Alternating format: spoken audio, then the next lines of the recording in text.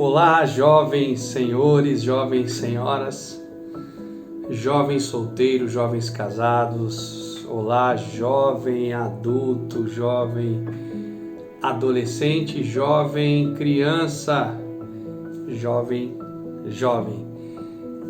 Tudo bem com você? Eu sou o apóstolo Alain, aqui da Igreja Fonte de Alívio, e estou aqui hoje para continuar essa sequência de uma vida com propósitos que estamos aí seguindo com nossa igreja já hoje há 40 dias. E daqui esse é o antepenúltimo episódio desta série, ou seja, há 3 dias estaremos concluindo. 3 dias pode acontecer muitas coisas, então se você estiver ouvindo essa mensagem como a primeira, aproveite para te inspirar de alguma maneira.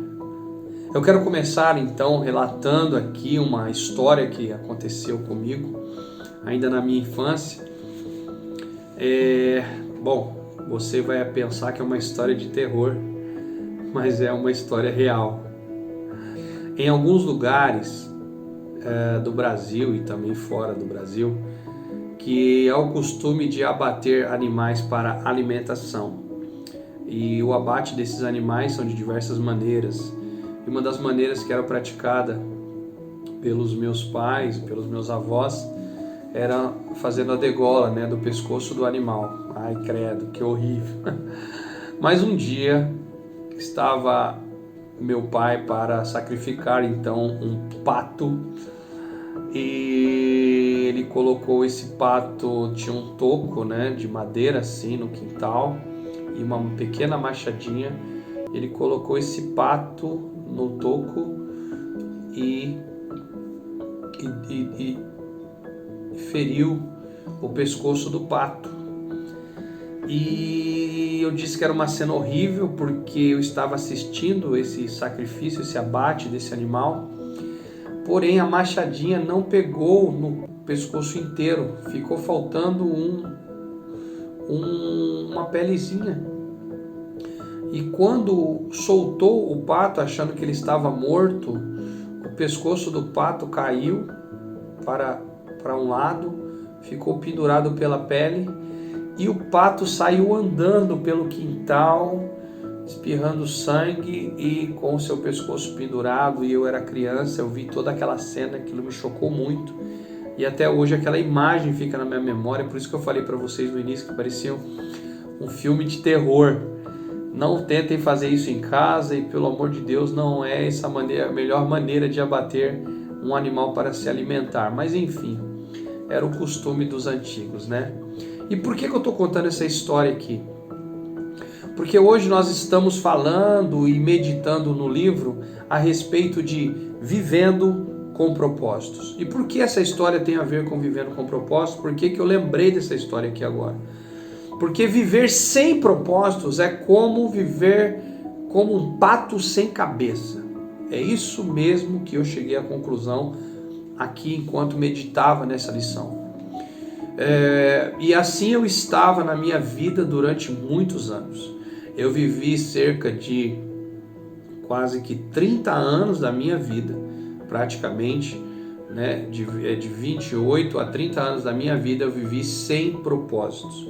E viver sem propósitos é viver como um pato sem cabeça, aquele pato sem cabeça, ou seja, andando, circulando o quintal, mas já não tinha uma visão, não tinha um rumo, não tinha mais em si vida, mas continuava andando, e aquilo não era mais viver.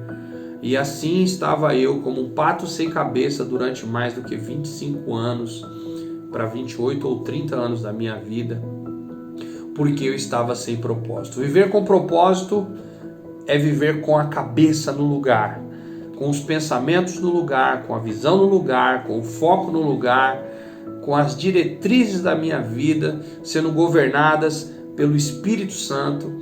Isso é vida com propósitos.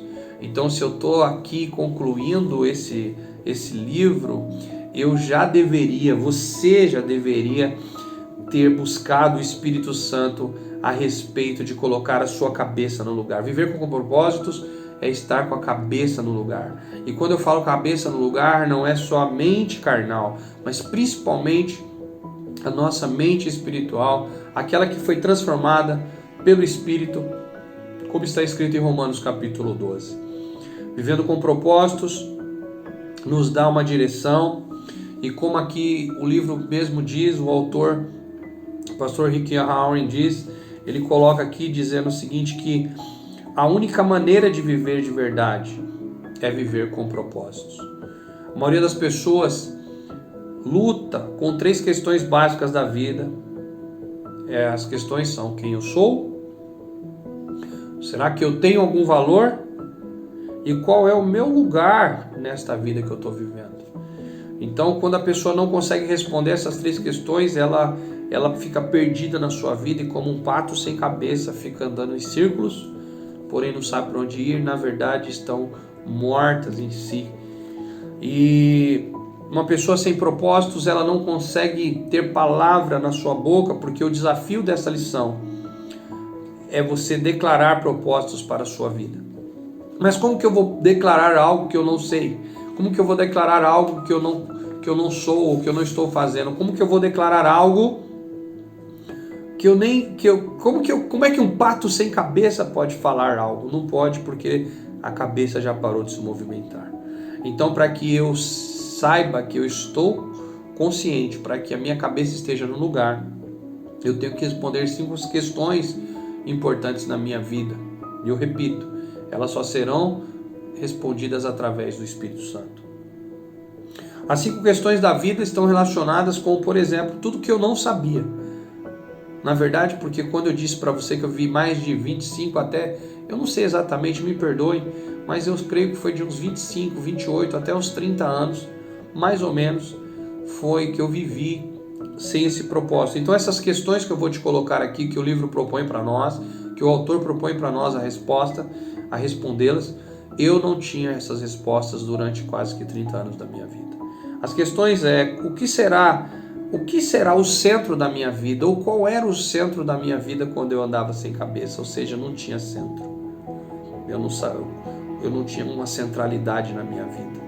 Eu andava perdido porque, como aquele pato, andando em círculos, porque não havia um centro na minha vida, não tinha para onde ir, não tinha onde repousar e nem sabia mais para onde que fazer. A outra pergunta é: qual será a marca distintiva da minha vida? E neste texto está falando muito sobre caráter. Caráter é algo que eu tive que me corrigir fortemente. Uma frase que marcou demais essa leitura, eu queria que você registrasse isso daí. Você levará, o caráter é o que você vai levar para a eternidade, mas você não vai levar a sua carreira. E olha, quando eu estava assim, como pato sem cabeça, sem propósitos na vida, eu achei que eu estava... Muitas vezes eu até cheguei a pensar em suicídio, por quê? Porque eu estava sem carreira. Eu tinha perdido o foco na minha carreira, na verdade porque eu não tinha propósito. Tudo que eu pegava na mão eu me desfazia daquilo. Eu vivi muito tempo da minha vida pegando e soltando, pegando e largando coisas que Deus me deu. Muitas coisas que Deus colocou no meu caminho eu abandonei, porque eu não tinha foco. E porque eu estava sem foco, eu achava que o que ia dar resposta para a minha vida era ter uma boa carreira. E como naquele período eu não tinha, então a morte me bateu a porta, né? E como um pato sem cabeça, eu achei que a qualquer momento realmente eu ia morrer, não conseguia ter visão. Porque na verdade o que estava mais preocupado com a carreira do que com o meu caráter. E mal sabia eu, hoje eu reconheço isso, mas naquela época mal sabia eu que meu caráter era horrível, horrível. Outra pergunta que é proposta para nós é: qual será a contribuição da minha vida? O que minha vida está contribuindo para esse tempo, para esse momento, para as pessoas, para a minha comunidade? Será que a minha vida tinha um propósito? No meu caso, não. A quarta pergunta é: qual será a mensagem da minha vida? Ou seja, o que eu estou dizendo para os outros? O que a minha vida está inspirando? Será que a minha vida está inspirando alguém? Outra pergunta: qual será a comunidade da minha vida? Ou seja, com quem eu estou me relacionando? Não só a questão de amizades, mas principalmente a minha igreja. E naquele tempo, puxa vida, como era terrível. Eu passei por diversas igrejas em curto espaço de tempo. Eu creio que no espaço de 10 anos eu frequentei mais do que 4 ou 5 igrejas diferentes. E detalhe, indo e voltando para de repente as mesmas e tentando experimentar outras.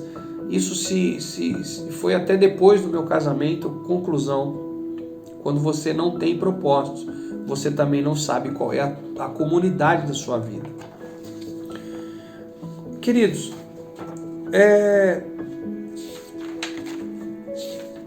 qual é o centro da minha vida? Qual é a marca que distintiva da minha vida? Qual é a contribuição da minha vida? Qual é a mensagem da minha vida? Qual será a comunidade da minha vida? Todas essas perguntas eu não tinha para responder, assim como talvez você hoje também não consiga respondê-las. E como fazer uma declaração de um propósito de vida se eu não consigo responder essas perguntas? Bom, estou falando aqui do meu passado. Hoje já não é mais assim. Graças a Deus, o Espírito Santo me ajudou a encontrar o meu propósito. E hoje eu posso declarar aqui para você que eu já vivo uma vida com propósitos.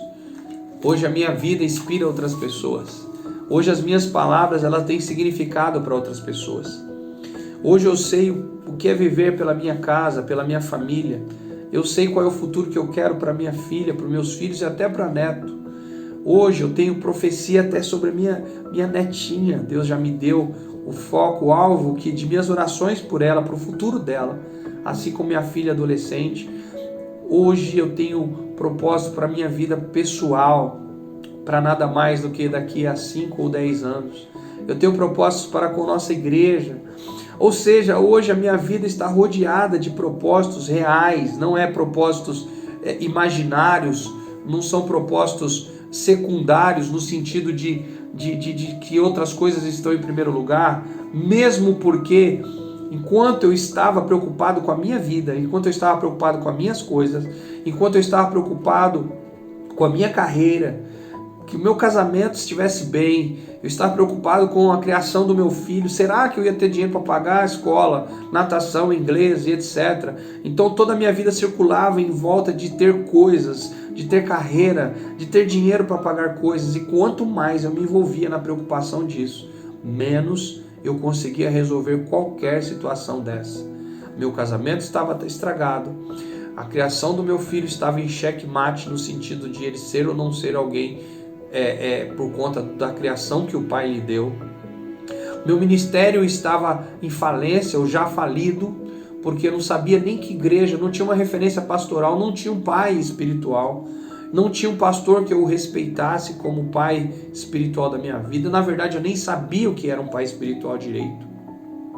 Não porque eu não tive, porque eu já tinha tido pais espirituais que passaram pela minha vida, mas porque a minha cabeça estava tão envolvida em coisas que eu não conseguia me focar nos verdadeiros propósitos de Deus na minha vida. Porque eu vou te falar uma coisa para você, meu querido, das coisas secundárias. Essa coisa de casamento, emprego, aonde eu vou viver, qual é a minha casa, será que eu tenho que fazer faculdade A, faculdade B? Essas coisas são coisas secundárias. Talvez você fale, não, meu Deus, eu tenho que viver, eu tenho que ter uma casa, eu tenho que ter uma faculdade, eu tenho que ter uma carreira. Você está enganado, pastor. Ok, deixa eu só te falar uma coisa. Todas essas coisas elas vão acontecer na sua vida se você tiver um propósito com Deus. A palavra do Senhor diz, Mateus 6,33, buscai primeiro o reino dos céus, e a sua justiça e as demais coisas serão acrescentadas. O nosso problema é que nosso propósito está relacionado com nossa carreira, o que a carreira terá nos propor. Se você for fazer uma grande análise de tudo isso, tem tudo a ver com dinheiro, tem tudo a ver com poder, tem tudo a ver com conquistas e tem tudo a ver comigo, mas na verdade tinha pouco, no meu caso, tinha pouco a ver com Deus. E porque meu propósito não estava conectado com as coisas de Deus, na verdade eu estava vivendo sem propósitos. Então hoje a proposta aqui é você responder essas perguntas que eu já te fiz, mas você só conseguirá respondê-las quando primeiramente Deus estiver no centro de tudo isso.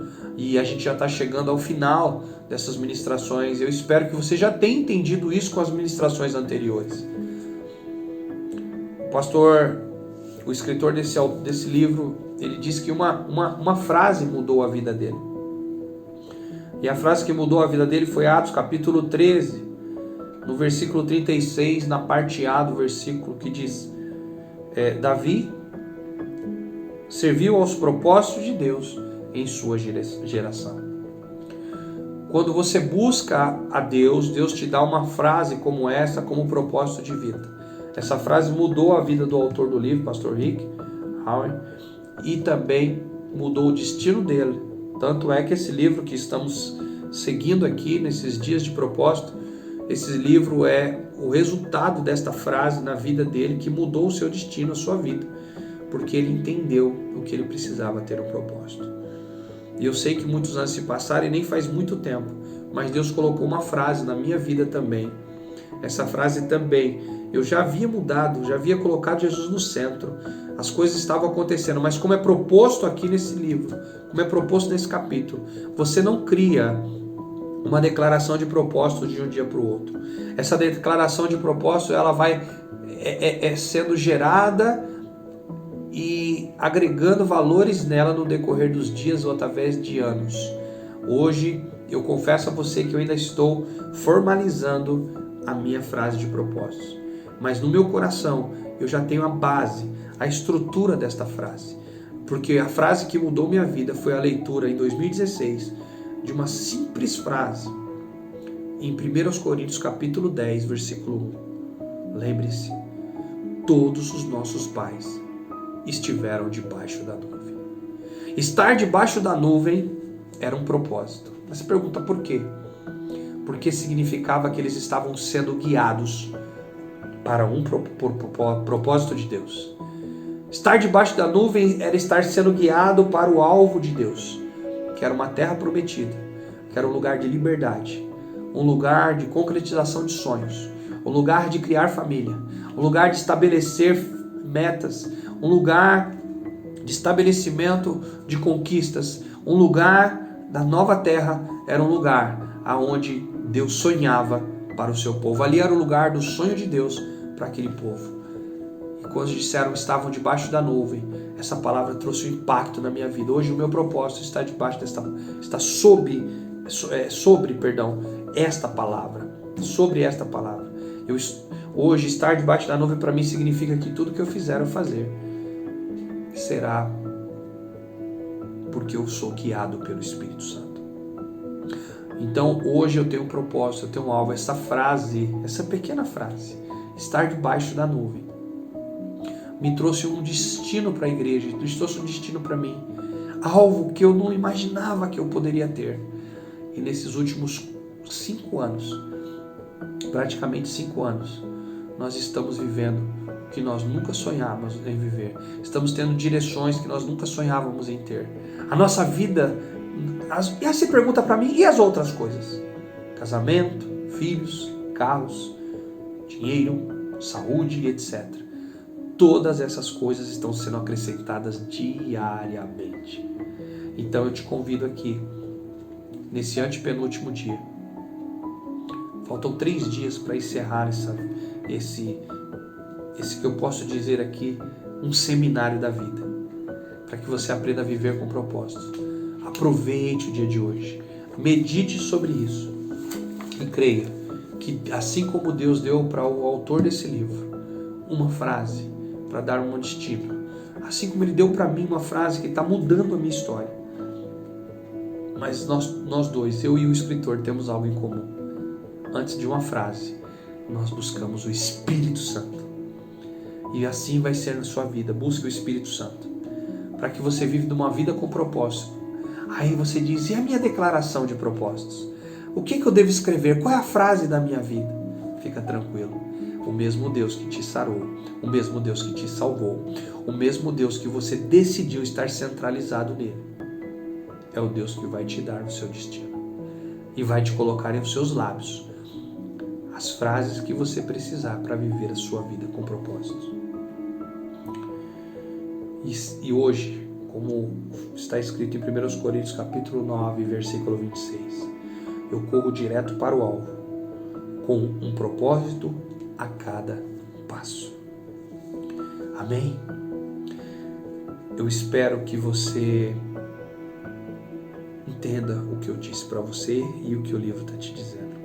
Pena não poder ficar aqui mais tempo, mas fica tranquilo. Eu estava apenas seguindo uma fila aqui.